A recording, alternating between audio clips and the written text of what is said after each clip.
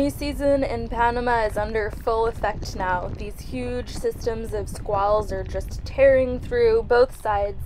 I am underway from Panama City back to the Las Perlas Islands, where I'm going to hang out for a couple days before I head off for my big Pacific crossing. Just got hit by a giant squall and it's been raining the entire time, but pretty soon I'm going to be into Pedro Gonzalez. This is probably the second time that I've been sailing when it's raining and I have a Dodger. It's so cool. I set my wind vane and then I can just hang out in here and check my course, keep an eye on ships, and not be wet. I'm wet right now because I just passed a car carrier, and I had to alter course a little bit, and then I was readjusting. Also, the wind keeps lifting me, so I'm bearing off and adjusting sails. But now I'm done for a little bit, and I'm just hearing the cozy sound of rain and thunder and lightning from my tiny little Dodger, and I'm so happy. So I'm on my way to the Perlas Islands to hang out for 2 more days, and then it's off to the Pacific. Ah! There's the car carrier. The wind is starting to calm down and shift in my favor, but I'm worried it's gonna die completely now. It was just a series of squalls that was giving me really good wind. I'm cold and wet, but super happy to be in my little Dodger wrapped in towel, trying to keep my boat on course because there's almost not enough wind for the wind vane, but I'm hoping that when I do have to hand steer, the rain has stopped. At least I'm not getting sunburned today. This is how to keep yourself waterproof when there's not enough wind for the wind vane, so you have to hand steer, but it's raining. Step 1, be a girl so you're wearing a bikini top. Step 2, put the umbrella handle into the back of the bikini top inside your flannel. Step 3, which I haven't shown you guys, is tie it in a knot around the top part of the handle. And step 4 is profit, obviously.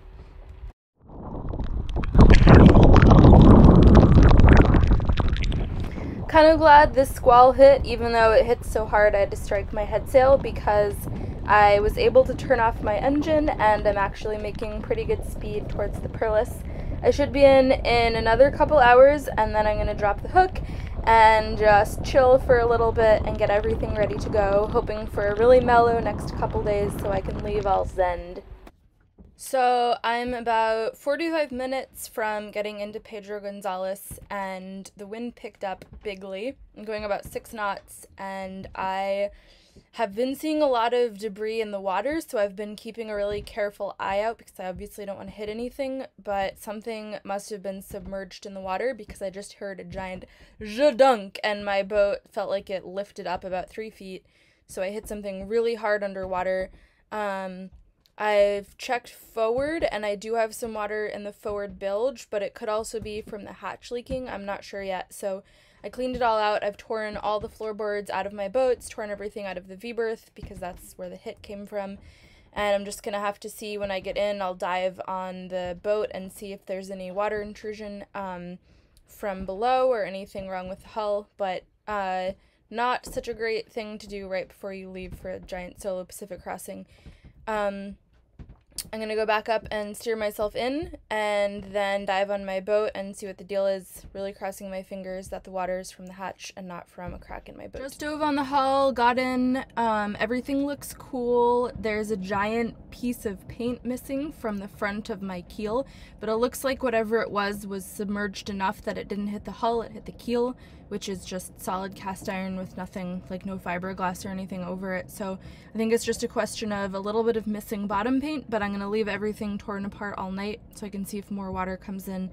But I think it should be good, so got lucky. So much for a zen leaving.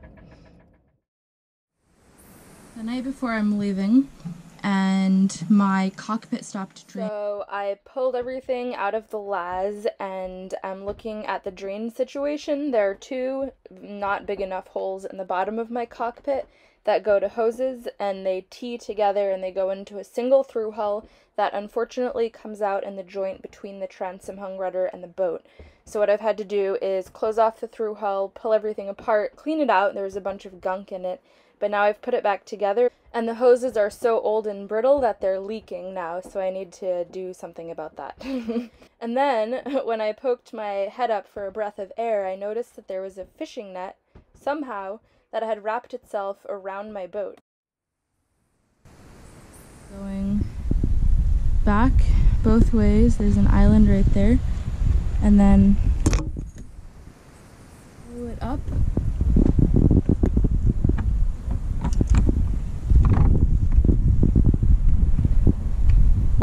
See that it's wrapped around my anchor chain. When it rains, it pours, right? So I'm gonna pull it up and try to cut it away, and hopefully it'll just fall back.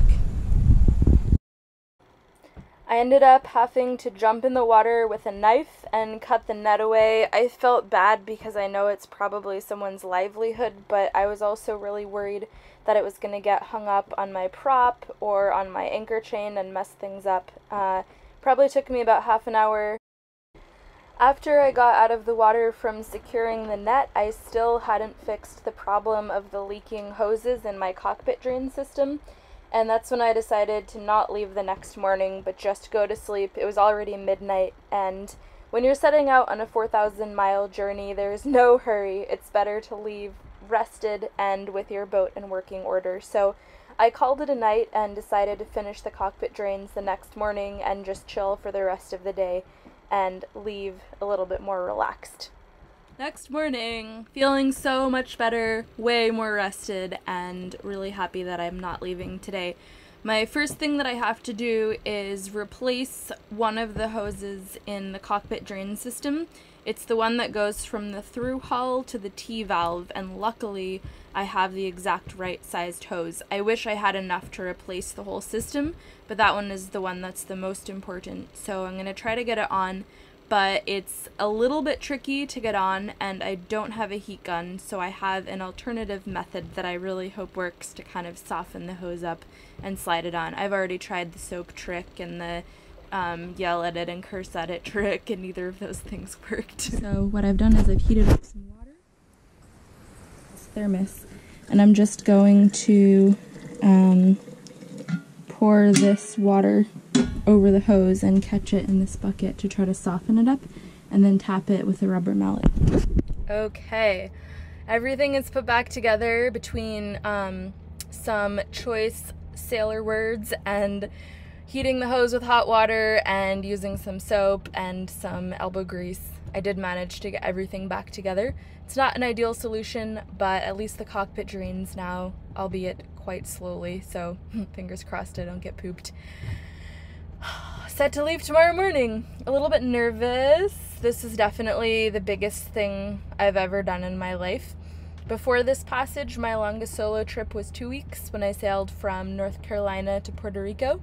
When I left on that trip, I had no comms at all, no tracking, no way of communicating with anyone besides VHF, and I just kind of took off and nobody in my family knew where I was until I showed up. This time I have a Garmin inReach, so my family and my close friends have my tracking, so they're able to see where I am, and if any big scary weather is coming in, I can get 140 character texts a month, so I'll be able to be warned, and it also gets weather at specific GPS points. I can request wind and weather, so I'm feeling more connected, but also it's going to be a huge trip. I'm thinking probably 35 to 40 days at sea alone, so we'll see how crazy I get. Hopefully really crazy. I'm looking forward to it. First day underway. It's been raining. It rained non-stop yesterday, which was when I was supposed to leave, but a bunch of stuff happened anyway for me to not leave. Today there's a little bit of a lull in the middle of the day, so I'm leaving now. It's blowing pretty nicely. I have full sail up and I'm going 5.5 to 6 knots, and it feels so good to be underway. The build-up, it's like the build-up of a storm, and then once you leave, it just breaks and suddenly I'm sailing, and I know how to do that. Second sunrise of the trip. This one's a lot nicer. I have pretty good wind. It's beautiful. There's a booby on my bow. Yes, that's right, gentlemen.